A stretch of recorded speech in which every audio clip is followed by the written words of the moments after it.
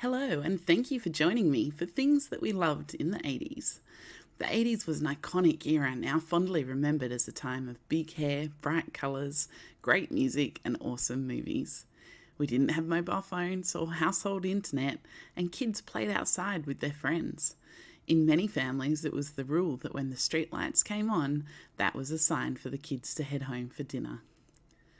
Join me now as we take a trip down memory lane and look at the things that we loved in the 1980s. Neon colours. Due to advances in manufacturing, textiles came in a wider range of colours and we all went nuts for it. Workout clothes, bangles, earrings, shoes, shoelaces and backpacks. We couldn't get enough of these bright colours. A great place to show off these neon colours was on bikes and skateboards. It was not uncommon to ride your bike to school or just ride around with friends on the weekend. BMX biking was becoming popular. BMX stands for Bicycle Motocross, and these bikes were built for off-road terrain. As kids, we would build ramps and see who could jump the highest or hold a wheelie for the most amount of time. You could also attach a playing card so it hit the spokes of the wheel and then it sounded more like a motorbike as the wheel turned. Not really, but we thought it was cool. Handlebar streamers and brightly coloured plastic that attached to the wheels were also popular. Skateboarding reached a peak of popularity in the late 70s and the early 80s. The boards were wider to accommodate a growing number of tricks one could do, but it was also important to have rad graphics and bright colours. Tony Hawk was one of the most influential skaters of the 80s. He was the first skater to land a 900-degree spin. Skateboards were cool, but what we all really wanted was a hoverboard like Marty McFly in the 1985 hit Back to the Future. The future in Back to the Future was 2015, but we're still waiting for our hoverboards.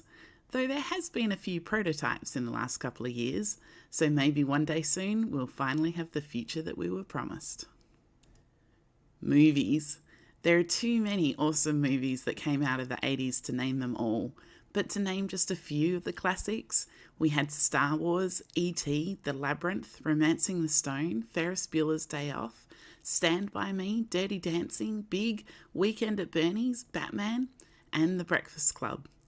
The crew from The Breakfast Club, along with Andrew McCarthy, Demi Moore, Robert Downing Jr. and a few others, became known as the Brat Pack. This was a play on the Rat Pack from the late 40s and 50s, which included Dean Martin, Sammy Davis Jr., Humphrey Bogart, Lauren Bacall and others. Entertainers who often appeared in movies together as well as hanging out together socially. Toys. Star Wars and Saturday morning cartoons inspired a whole line of toys. Many 80s kids will remember being desperate to get their hands on the latest Transformer, or I know I always wanted Castle Grayskull from He-Man Master of the Universe. There were toys from Batman, the A-Team, Rainbow Bright and Strawberry Shortcake, Care Bears and Pound Puppies. And of course there were Cabbage Patch Kids. These dolls with a soft body and plastic head came with their name, birth certificate and adoption slip. There were both boys and girls and a range of clothing and accessories. It was a stroke of marketing genius that people didn't buy a Cabbage Patch Kid, instead they paid the adoption fee. By the end of 1983, almost 3 million Cabbage Patch Kids had been adopted, and demand for these dolls remained high throughout the 80s. Even still today, you can visit Cabbage Patch Kids Babyland in Georgia, which is staffed by Cabbage Patch doctors and nurses, where you're not just buying a doll, you're finding your perfect match for adoption. The Cabbage Patch Kids inspired a parody line of gruesome trading cards, Garbage Pail Kids, and I remember my brother threatening to turn my beloved doll into a Garbage Pail Kid. Mad magazine was popular, and I remember a particularly awful article on things to do with your sister's Cabbage Patch Kid doll, which included using it as a toilet cleaner, if I remember rightly. Music. MTV launched in 1981. MTV stands for Music Television, and it played music videos all the time. The 80s saw the rise of popular icons like Madonna, Prince, and Michael Jackson. The later half of the decade saw the emergence of pop stars targeting younger preteens and teenagers. Tiffany, Debbie Gibson, Boy George, The Bangles, New Kids on the Block, to name just a few. But it wasn't all pop music. We also saw Bruce Springsteen, David Bowie, AC/DC, Def Leppard and Bon Jovi. Whoever you were listening to, music was now portable with the boombox, a huge battery-powered box that you could carry with you or plug in. It took cassette tapes, often having 2 tape decks, and you could fast-forward, rewind and even record. And many hours were spent trying to tape your favourite song off the radio. Making a mixtape for someone may sound corny, but it actually took hours of dedication to get it just right. Art influences fashion, and you can see here there was a bit of a divide in styles. This was my 80s style, but I dreamt of dressing like this. Madonna from the movie Desperately Seeking Susan was my style icon. I never quite got into this look. Pac-Man came out in 1980 and took the world by storm.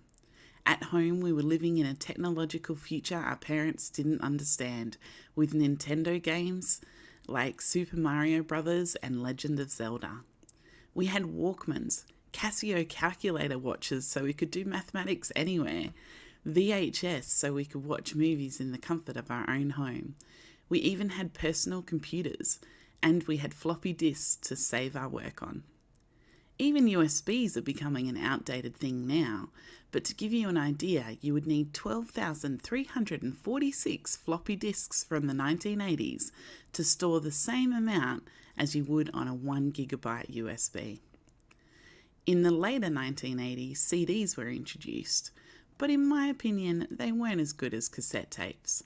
I could ride my bike, dance around, and do almost anything with my little cassette tape in my Walkman.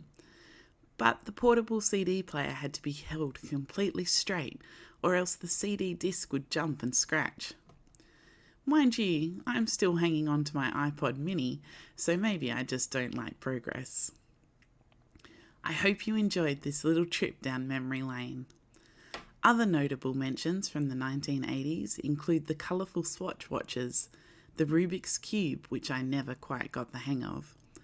Also, breakdancing, which is set to make a comeback as it will be included for the first time in the 2024 Olympics. The waterbed was also popular in the 80s. Instead of a mattress, you slept on a rubber bubble filled with water. As kids, these were great fun, but if you were caught jumping up and down on it, you were in a world of trouble. Thank you so much for watching. Don't forget to give us a like and go ahead and subscribe to my channel for more videos.